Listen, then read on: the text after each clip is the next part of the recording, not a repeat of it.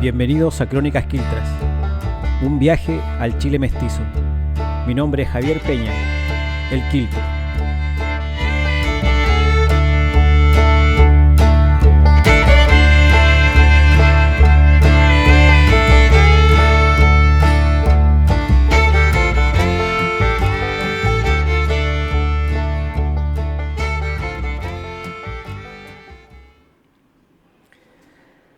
Hola amigos y amigas de Crónicas Quiltras. Hoy me encuentro en Rancagua y estoy con un querido amigo, maestro, con el que he aprendido muchas cosas sobre la poesía popular. Él es profesor, payador y poeta popular de Machalí, viene de una larga familia de profesores y de gente ligada a las letras, y para mí es un tremendo gusto poder conversar hoy día con Luis Carreño Campos. ¿Cómo está, Luchito? Muy bien, Javier. Muchas gracias por la presentación y por la invitación también, obviamente. Así que aquí estamos para dar a conocer lo que sé de nuestro interés. Oiga, Luchito, yo la verdad, bueno, a usted lo conozco hace bastante años y conozco un poco también de su historia personal, pero pienso que igual sería muy importante como para contextualizar para los amigos que nos van a escuchar, un poco si nos cuenta a lo mejor desde su infancia, como para saber quién es el Lucho Carreño, el Luchito Carreño que nosotros conocemos hoy día, cómo fue el niño Luchito Carreño. Y bueno, yo sé que usted tiene una historia muy interesante con su papá, con Gustavo Carreño. Yo he podido leer algunas cosas de su papá porque usted me la ha mostrado. Hay algunos romances que son muy bonitos. Entonces quizás comencemos por ese lugar, por el lugar de su padre en la poesía, y cómo a lo mejor él también fue parte de que usted se enamorara de la poesía. Y no sé, Luchito, si le parece que partamos por ese lugar. Claro, gracias por la conexión con nuestros ancestros, en realidad.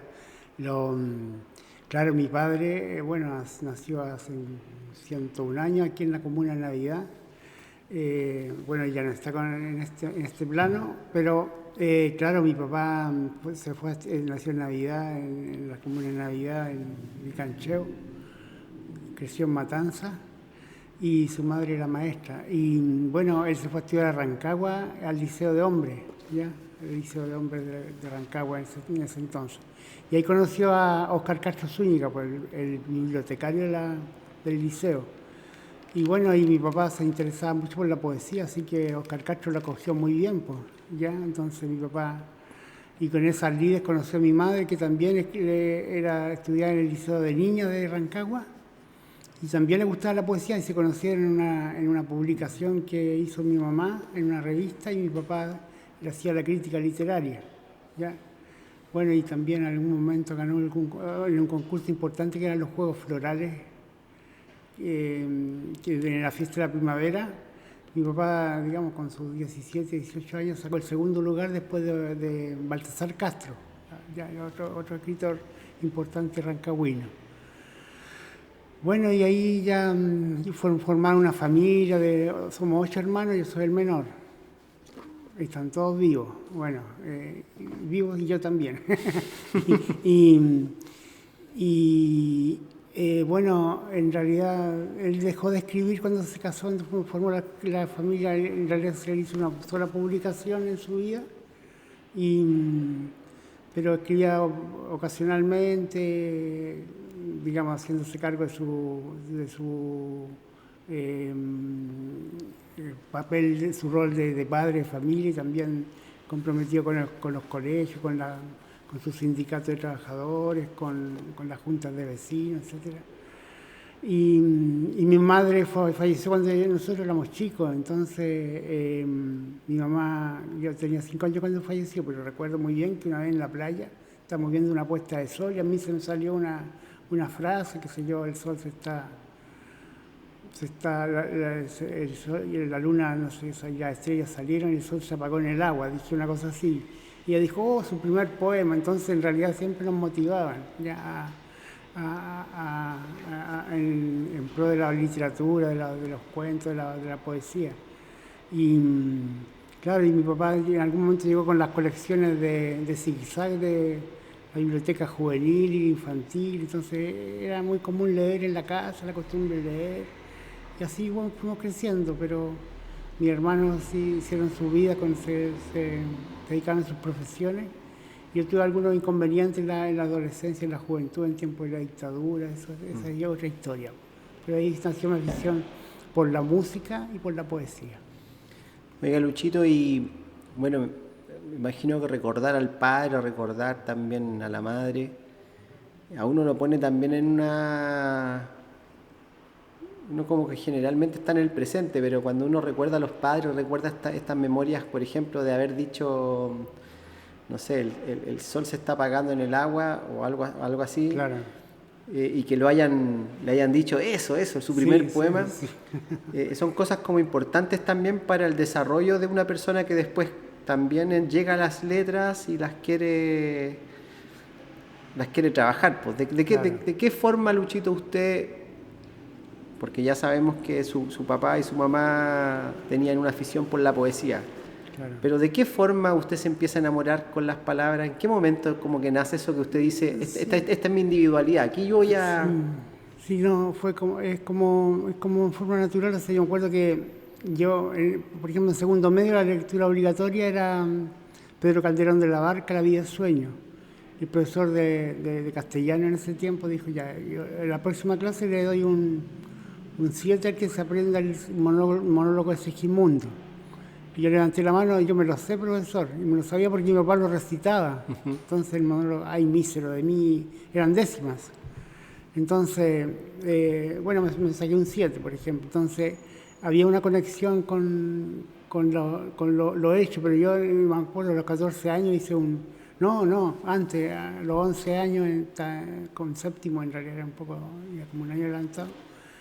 La profesora dijo ya un concurso literario ya, y yo escribí unas coplitas era en septiembre, que en un 18 de septiembre 10.000 voces atronaron, libertad para la patria, y a la guerra se lanzaron. Bernardo Higgins Riquelme se llamó el libertador, que con sable y fusil marchó con su batallón, lo escribí ahí. Y se los presenté a la profesora y dijo, no me creyó, que eran míos. Entonces eso, en realidad, la métrica estaba bien, pues entonces ella sospechó que hubiera algún plagio, alguna cosa, y no me...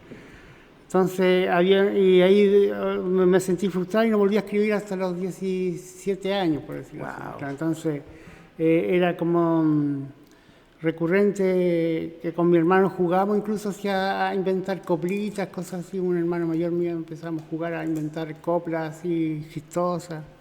Entonces, a los 14 años le escribí un versito a una niña que me gustaba y también, no sé, no me costó mucho hacerlo, pero claro, después cuando, cuando entré a la universidad, el año 77, claro, ya me empecé a dar cuenta de lo que pasaba en el país, entonces entré en un estado depresivo en realidad bastante potente, era muy sensible yo. Y en algún momento escribí alguna cosa así, versos libres obviamente. Y no los mostraba así, pero después la poesía, tuve un problema, digamos, traumático, una cosa así, de servicio militar obligatorio, en tiempo de dictadura, maltrato y prácticamente tortura durante el verano del año 80.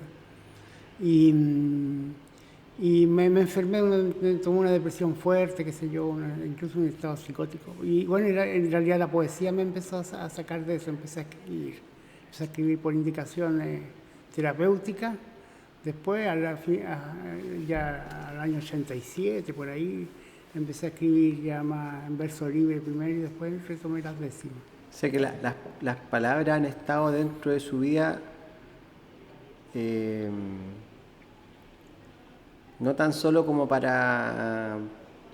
O sea, las palabras están presentes en su vida y si me dice que es sensible, me imagino que las palabras están presentes no tan solo para hacerle el bien, sino que también para ponerle el peso también de lo que la palabra misma dice. Me imagino que esos tiempos difíciles también uno escucha palabras que son fuertes Claro. y que también van formando van formándonos a nosotros también como personas. Luchito, ¿y en qué momento, para adentrar al tema de la poesía popular, porque su padre, como usted bien me ha comentado, era un poeta, pero era un poeta de los que no Claro, se escribía sonetos, romances, alejandrino, otras estructuras están influenciadas por los poetas españoles y por Oscar Castro, obviamente, y por García Lorca. y que justamente podemos identificar en esa poesía también un germen después de lo que es nuestra poesía popular, como que en nuestra poesía popular nosotros también utilizamos estructura, utilizamos también estas formas que ellos tenían en esa poesía más, no sé si cómo definirla, pero poesía clásica. Claro, clásica, sí. Poesía clásica española. Claro. ¿Y en qué momento usted conecta con la poesía popular chilena y si recuerda cómo fue ese momento? O sea, ¿qué sucedió? ¿Qué fue lo que leyó? ¿Qué fue lo que lo hizo como decir, oye, este es el lugar donde yo quiero estar? A finales de los años 70 yo iba a algunos espacios que teníamos los jóvenes de ese tiempo, que queríamos saber la verdad, hablar de justicia, lugares que nos convocaban con la música, y era por ejemplo la Peña Doña Javiera, la parroquia universitaria, la Peña Camarún, y algunas que se formaban ahí en plena dictadura, y ahí conocí a Pedro Yáñez, o sea lo vi actuar acompañado también por la rabelista Marisa Sepúlveda. Una figura importante, Pedro Yáñez, en esa época y en el contexto. Claro. Porque sabemos hoy día, y yo creo que reconocemos algunos, de que Pedro Yáñez fue el gran... fue el gran promotor de la paya en esa época de dictadura, pero al mismo tiempo también fue uno de los que la mantuvo también como un arte escénico y vivo. La dignificó, claro. La dignificó, hizo varios conciertos que son muy recordados por nosotros. Varios aportes, desde la creación hasta la interpretación, claro. Y bueno, igual me impresionó mucho, me gustó mucho, empecé como a sacar cosas. Pero después, lo que más directamente fue el año 81 de haber sido, que por medio de mi hermana que trabajaba en Rancagua, que es profesora ella también,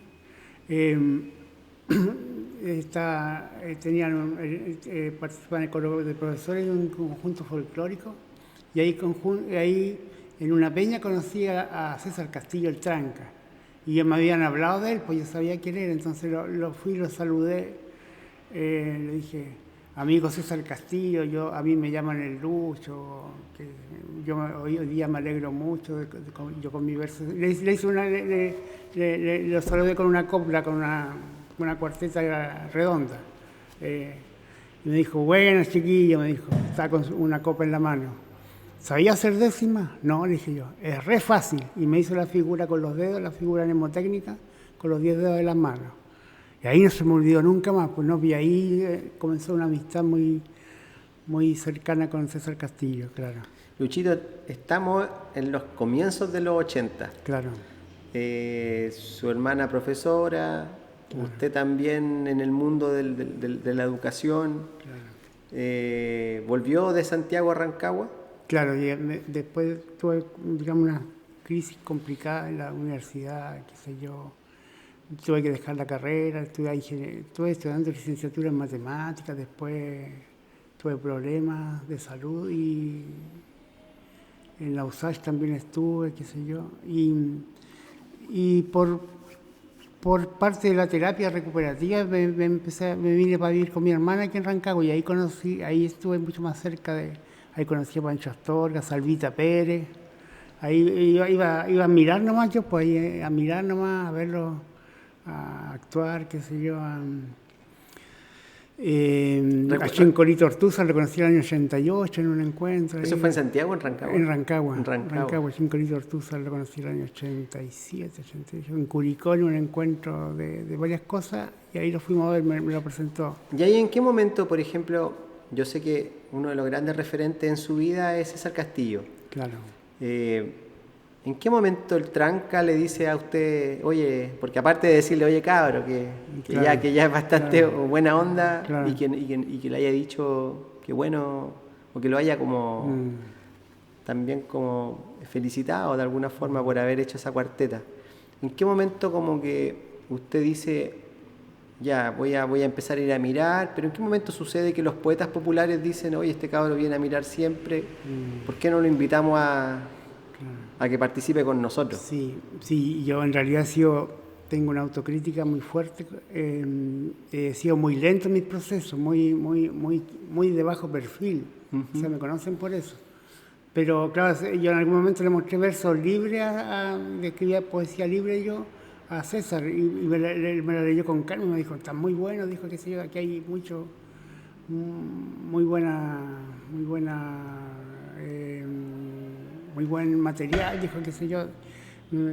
Y me siempre motivaba y cantábamos, canturreábamos, cosas así, de vez en cuando. Y yo en algún momento escribí mis primeras décimas por un tema del colegio de profesores que yo le ayudaba. Había unos amigos candidatos al colegio de profesores que en ese tiempo estaba la GES, la Agrupación Gremial de Educadores de Chile. El colegio todavía no estaba legalizado nuevamente.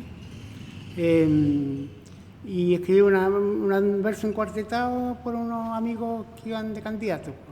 Y a él que dijo, no, está muy bueno, dijo ya, y me decía, ¿y cuándo vamos Y siempre motivado, siempre él llegaba a la casa de visitas y de repente hay gente, decía ahí, nos alegraba el alma, a mi hermana, a mí, a mi sobrino. Y siempre motivando, pucha, ¿cuándo vamos a hacer versos, qué sé yo? Y hasta que el año 90, y bueno, yo escribí otras cosas, otras décimas, no las mostraba, se las mostraba a él nada más. El año 96 me llamó por teléfono y me empezó a leer las bases de un concurso de poesía popular, pues de canto a los poetas, en Santa Cruz. Y ahí había que mandar una grabación de unos versos encuartetados, en décima, y en la final había que ir a defenderlo a un encuentro allá en Santa Cruz. La Genpost estaba recién creada para ese tiempo, claro. ¿Se recuerda la cuarteta del verso? De mi padre, era una cuarteta de un romance de mi padre, que era homenaje a él, que era murmura el agua en la fuente, agita el gorrión las alas, de rosa tillen en el cielo las luces de la mañana. Era un romance de mi papá y yo tomé esa cuarteta y le hice un homenaje a mis padres. Ya, hablaba de la vida de ellos.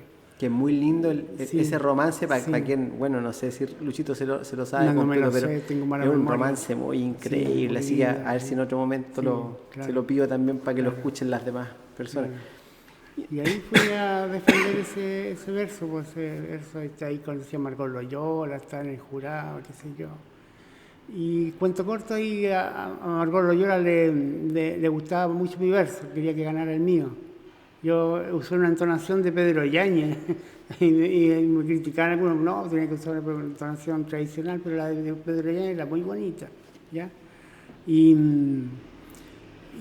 Pero no, el primer lugar fue, me acuerdo, Manguera, el de Jorge Céspedes Manguera, y el segundo don Camilo Rojas, ya, gran poeta, gran poeta popular, don Camilo Rojas.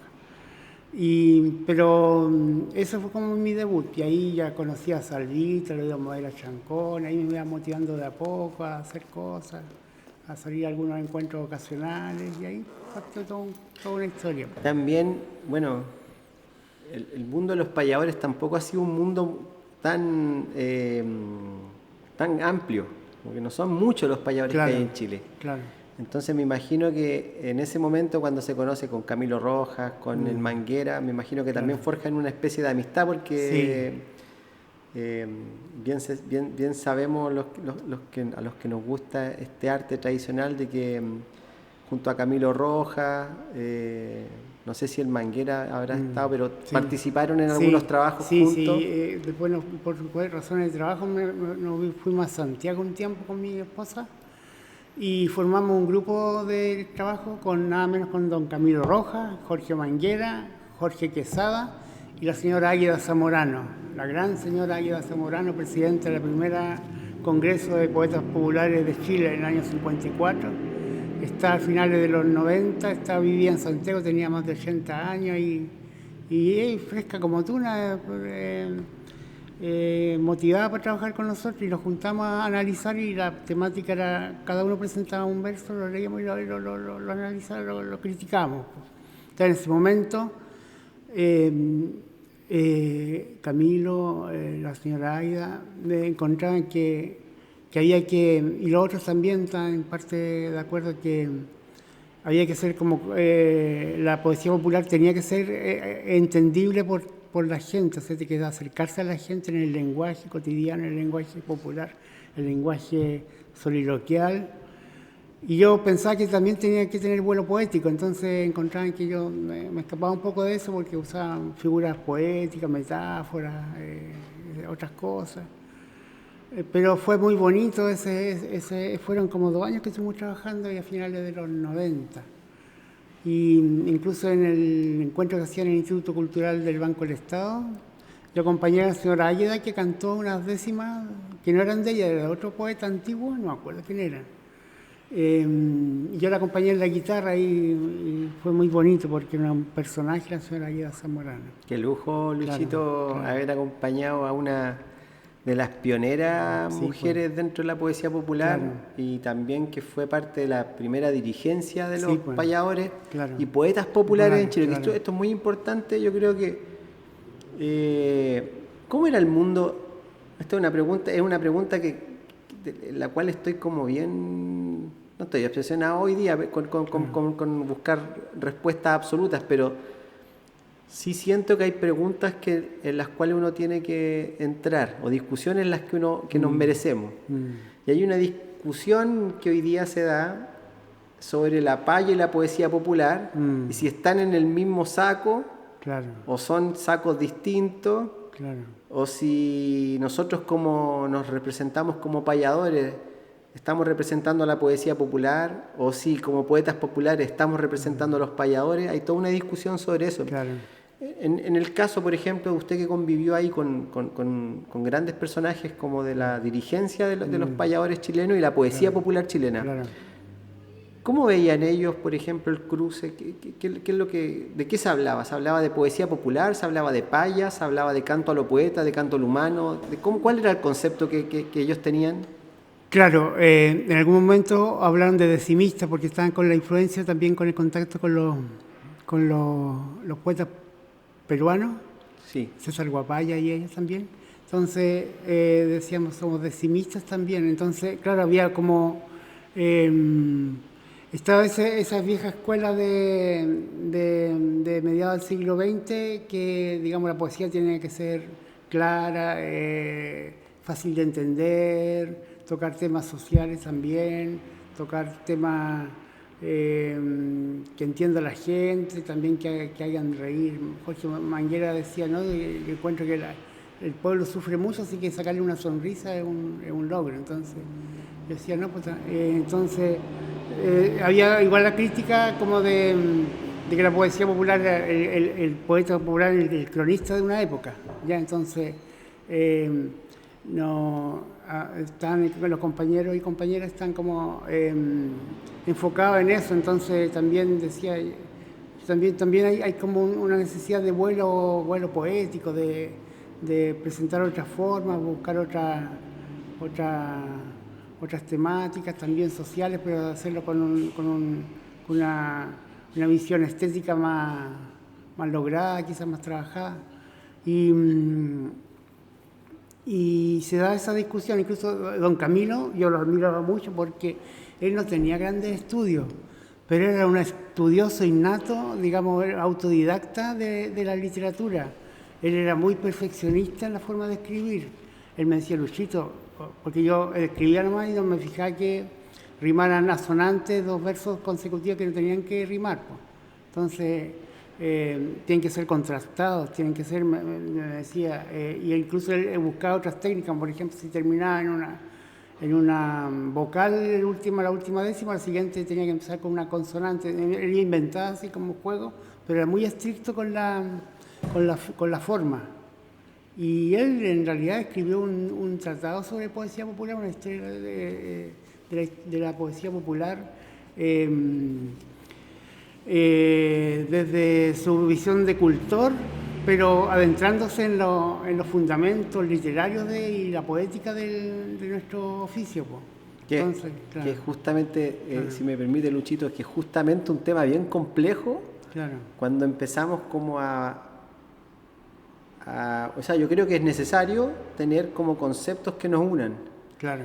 El tema es cuánto del concepto yo estoy de acuerdo, porque al final todos tenemos una propia verdad. Claro.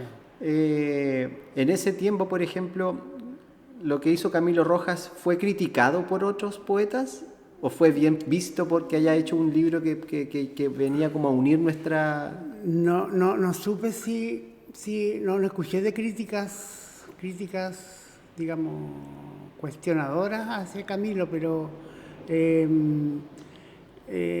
igual yo creo que entre los poetas populares, entre los cultores de un arte y de distintas artes de todo tipo, hay veces muchos egos.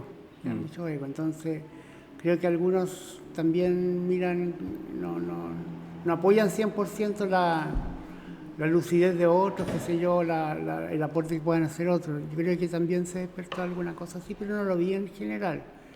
Pero eso me llamaba la atención también porque Camilo era muy estricto en la forma, exigente también y eso.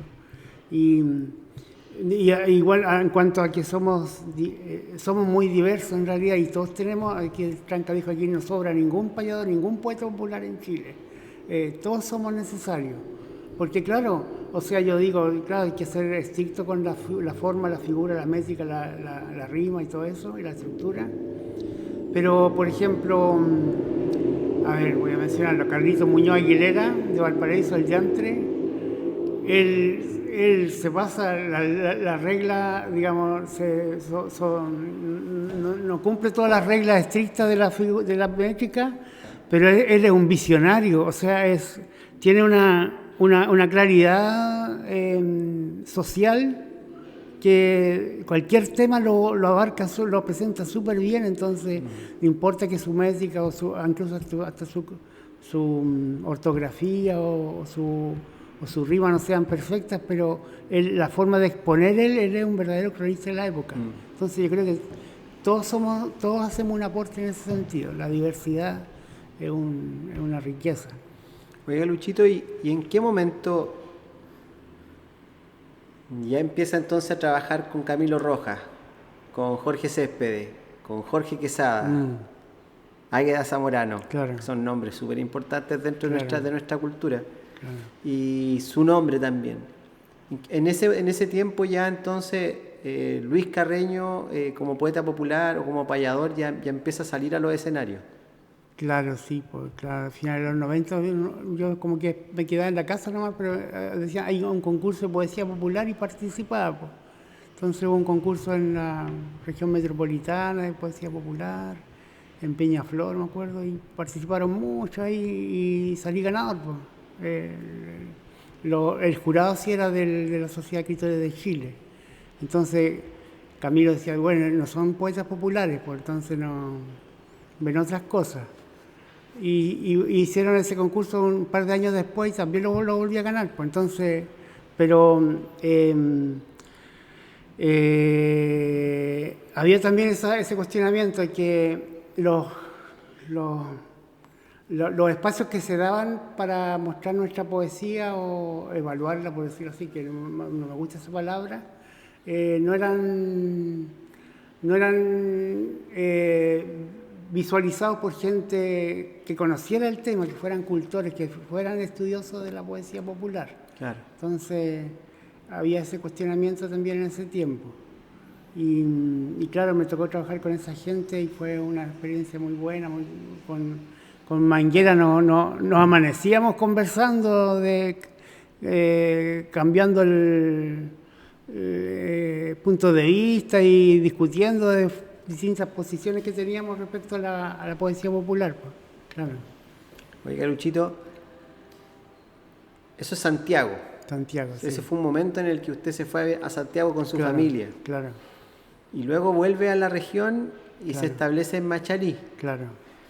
¿Cómo es? ¿En qué momento sucede eso? Y cuando llega a Machalí, ¿ya llega como payador? Claro. ¿O eso también lo empieza a desarrollar nuevamente acá en la región? Claro, lo empiezo a desarrollar nuevamente el año 2000, cuando llego aquí a la región nuevamente. Nacen mis 2 hijas. Y también tuve un contacto con el canto a lo divino un par de años antes, cuando fui a Portezuelo, me invitó don Camilo. Camilo me invitó a Portezuelo. De ahí, la verdad, estuve incluso una experiencia muy linda con el padre Ricardo Samón, Sí. que le llevaba yo un rosario para que me lo bendijera. Y me lo estaba bendiciendo y me largué a llorar, no podía controlar el llanto, ¿no? Me dio una emoción así, y no sé, era porque el instante, que encontrarme con los cultores del canto a lo divino, el momento, Portezuelo, el padre Ricardo Samón. No paraba de llorar y decidí que también iba a ser cantor a lo divino.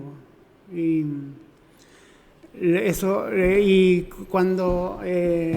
ahí yo también me empecé el Bolo Yáñez. Sí, Fernando. Fernando Yáñez me invitó a payar ahí en una escuelita y a improvisar ahí con guitarra, y me fui en contrapunto con él ahí, después con el Puma también, una escuelita donde hacíamos presentaciones, y ahí fue como mi debut como payador en realidad. O sea, esos fueron sus primeros contrapuntos con Claro. el Bolo Yáñez y con el Puma de Teno. Claro. Wow. Claro, pero en la escuelita, y después en el escenario también otras cosas ahí, claro. Y claro, pero yo, como te digo, soy muy lento en mi vida, he sido muy lenta, entonces yo creo que debo ser, no me gustan las caricaturizaciones, pero debo tener una ascendencia gallega o santiagueña también, claro. Igual dicen a fuego lento se hace el puchero, así que eso también es siento yo que también es una virtud en el mundo de la inmediatez moderna. Claro. Aunque queremos todo rápido, claro. Pero también hay que atesorar los momentos y también dejar que el agua decante para poder ver con claridad. Claro. Hay momentos que son bien complejos en nuestra vida, donde tampoco tenemos claridad hacia dónde vamos, y hay que dejar que el río siga su curso nomás para ver por dónde nosotros podemos avanzar. En ese sentido yo encuentro que es una tremenda virtud, Luchito, ser lento, pues, porque también estamos en un arte que a nadie le apura ser más rápido. Yo creo que aquí lo que nosotros estamos buscando en el lado del canto a lo divino es una cosa muy personal, y en el lado del canto al humano es compartir. Entonces yo creo que usted está en una vereda pero privilegiada, si lo ve. Claro. Sí, pues sí, igual, claro, no. He estado en encuentros de payadores importantes algunas veces, qué sé yo, he tenido buenos contrapuntos, pero no, o sea, entre quedarme en la casa con mi hija en alguna ocasión así, salir a la aventura, a un espectáculo, prefiero quedarme en la casa. Pero no, ha sido una experiencia muy bonita de estar tratando de congeniar ser payador con ser poeta y cantor a lo divino, que otro cuento también, porque el canto a lo divino yo tengo un problema, que no tengo buena memoria. Y una regla importante de los cantores antiguos es que los versos sean de memoria y sean aprendidos. Entonces yo me sé 3 o 4 que son de creación mía, porque como me cuesta aprender, y más uno que me sé del hijo pródigo, que me lo sé del repertorio, con eso me manejo nomás, pues entonces. Bueno, también está una discusión como que es necesaria, porque si el tiempo cambia, también la forma de cantar cambia, y me refiero a la forma, no es que vayamos a meterle otro ritmo al canto a lo divino, pero claro, la estructura del canto a lo divino, sentado, a lo mejor en silencio, en una meditación profunda, hoy día también puede perfectamente pasar que uno esté con una libreta y sí, ¿cuál es el problema? Claro, Yo creo claro, que claro. si es que esa energía superior que está detrás de todos Y nosotros, en un momento de oración improvisar, ¿no? justamente a la que le vamos a cantar, está presente, Claro. yo creo que no habría problema. También son temas para Claro, sí, discutir. porque, claro, o sea, lo que entiendo, o sea, lo que es patrimonio cultural y material lo determina no la regla consuetudinaria del siglo, sino que la comunidad, po. Claro. La comunidad va determinando cuáles son los usos y costumbres. Pueden ir variando. El guitarrón chileno no era con clavijas de metal, antes eran de madera y etcétera. Justamente. Claro. Entonces, claro. Luchito, usted toca guitarrón, toca guitarra y Sí, rabel. sí, pero no soy virtuoso.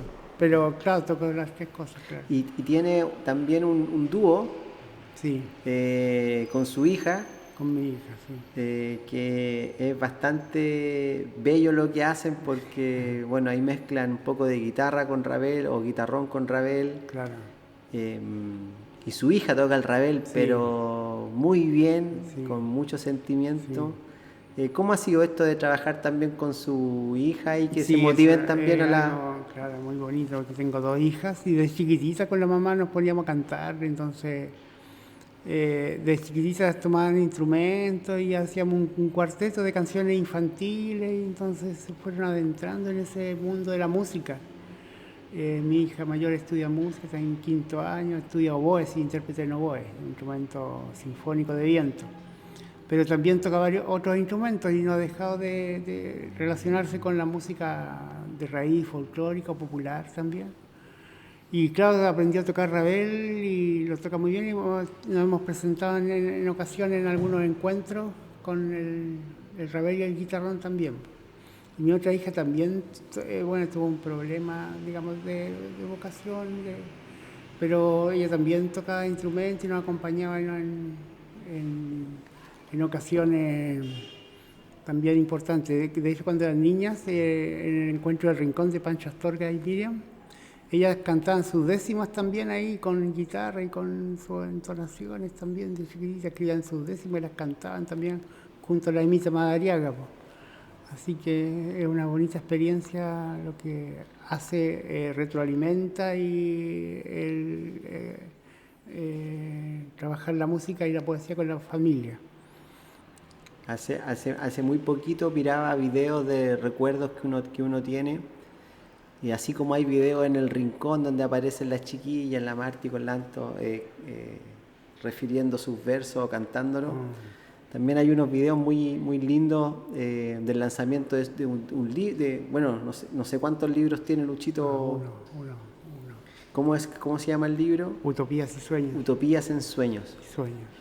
Y bueno, tuvimos el gusto de ir con Pancho Astorga a cantar al lanzamiento de su libro, que fue acá en Rancagua, en el Paseo Estado, en la librería al lado del museo. El café En el café, claro.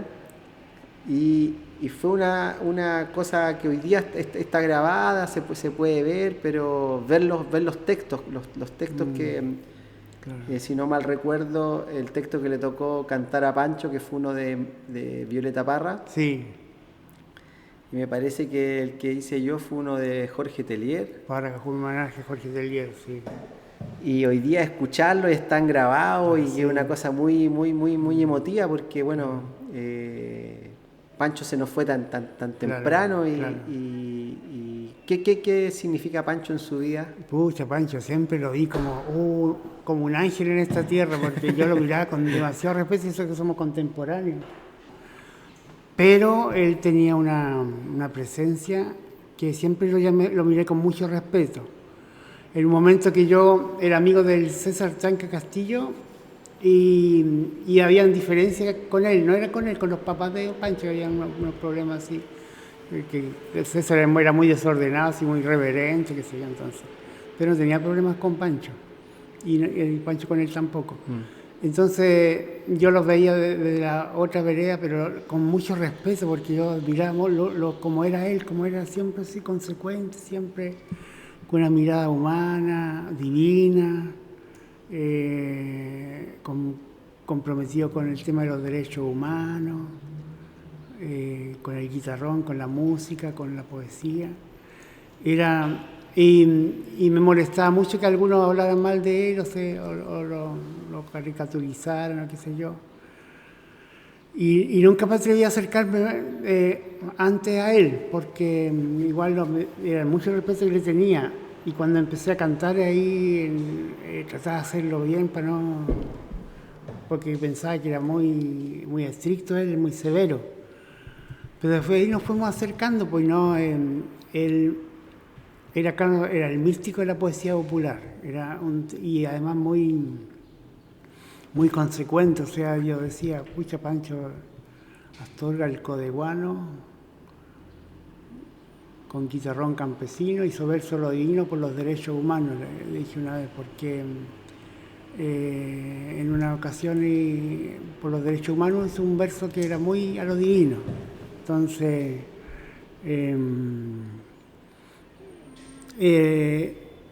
desde el año 2005, 2004, por ahí, siempre me invita al encuentro del Rincón. Siempre me consideraba, a pesar de que no participaba en otros encuentros de payadores, ni regionales ni nacionales, yo en mucho tiempo, pero él nunca me dejaba de invitar. Y después invitó a mis hijitas, qué sé yo, y fue muy cercana también Pero yo no me considero discípulo de él, no tuve el honor de ser discípulo de él, nunca me atrevía a pedirle que me corrigiera cosas así. Alguna vez me corrigió algunas cosas, pero ojalá yo me hubiera acercado más para pedirle que me exigiera más. Claro, pero no, fue una presencia muy importante en mi vida, en nuestra vida, también como familia. Pensar que teníamos un verdadero profeta de la poesía popular. Oiga, Luchito, y en el día de hoy, ¿en qué está su pluma? ¿En qué está su vuelo poético? ¿En qué está Sí. ese Luis Carreño que todos reconocemos como un tremendo poeta? No sé si poeta popular es la definición o eso abarca solamente un fragmento nomás de lo que usted hace en poesía.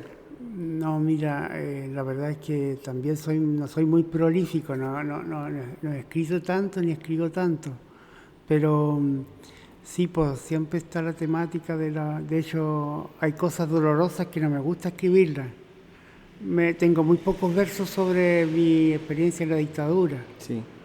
y son muy dolorosos, me cuesta mucho, es un parto sacar versos por el dolor, la verdad. El estallido social también tengo unos versos también, y por otra, pero siempre estoy tratando de observar más que escribir, describir la realidad. Y claro, ahora he estado abocado más la participación en la mesa de canto de los poetas de la región, que estamos trabajando con los Hugo Higgins y la cultura, la arte y el patrimonio, la Seremía. Y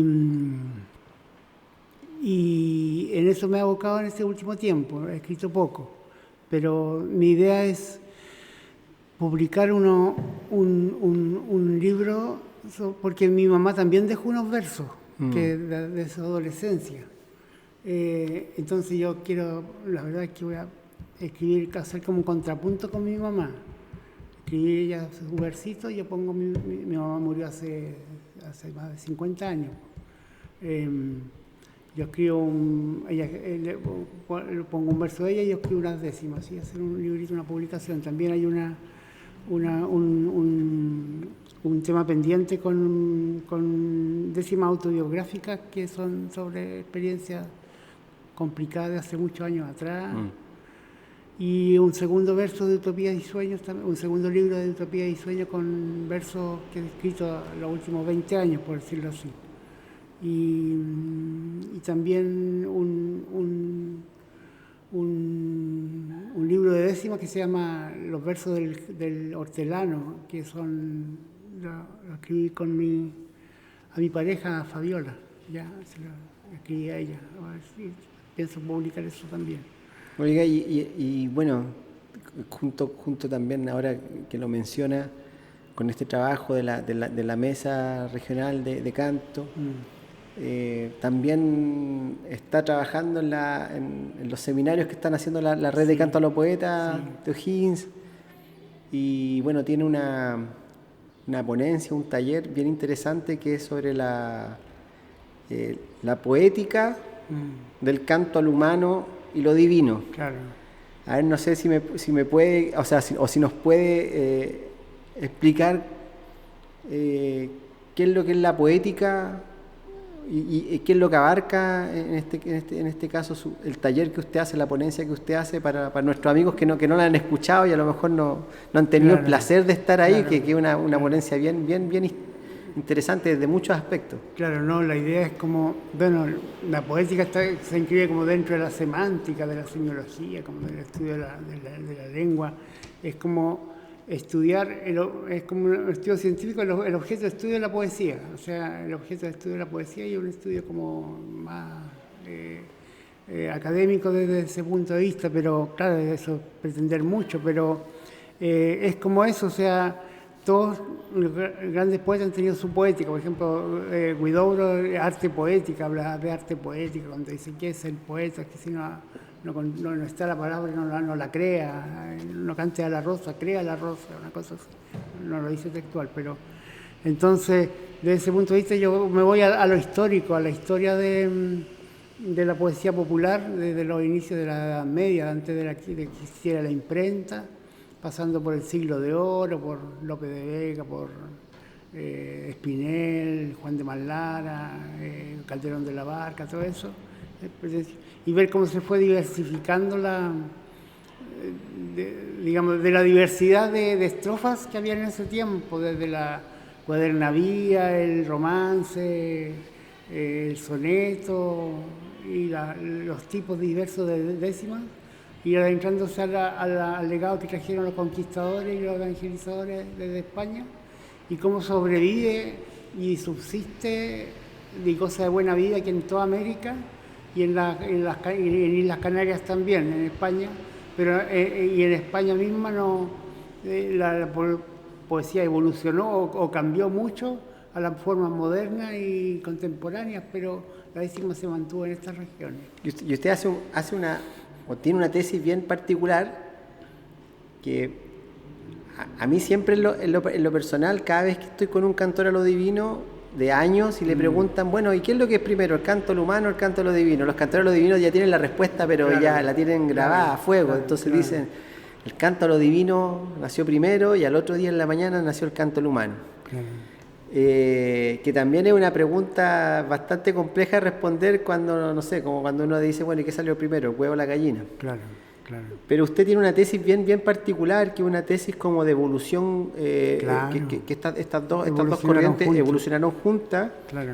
Y usted lo plantea desde dos nombres que no son canto al humano y canto a lo divino, pero que son previos al canto al humano y lo divino, claro, en nuestra cultura, claro, que sería como el méster de juglería y el méster de clerecía. Claro, claro. Entonces eso es como bien interesante, claro, porque usted va desarrollando, claro, el aspecto humano, claro, y el aspecto divino, claro, de la poesía, claro, de esa época, claro, y como lo que tenemos hoy día como un fruto, claro, claro, de aquello que... Claro.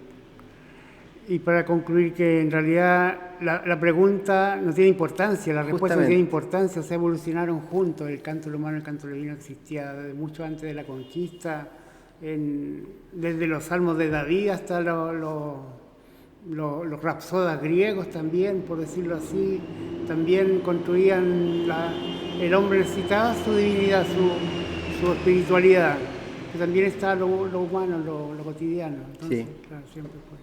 Oiga, Luchito, como para ir cerrando igual, sí, y dejándolo invitado para una nueva conversación, a lo mejor una tarde de conversación con música. Eso se lo dejo ahí para que vayamos ahí después viendo qué es lo que puede salir. ¿Tiene algunas décimas que nos quiera regalar de su pluma, de esa pluma tan linda que tiene usted, de ese vuelo poético que tiene usted, que nos pudiera regalar? Una décima o lo que usted quiera. Ya, una décima, a ver, a Óscar Castro quizás. Castro, verso, copa y trino, libre levanta su vuelo para sembrar por los cielos su corazón rancagüino. Fuiste abriendo los caminos con metáforas certeras y se derrama ligera tu razón de largo alcance, regando con tus romances el junco de la ribera. En los cantares del viento García Lorca te acompaña, junto a los niños de España que sufrieron el tormento. Tu poesía en fragmentos ardiente como una fragua se inmortaliza en Rancagua, cubre los campos en calma, donde hoy moran tu alma y el doble junco del agua. Así empiezan las veces. Pero claro, con la cuenteta, el doble junco del agua, ¿cómo es? El doble junco del agua y el doble junco del río.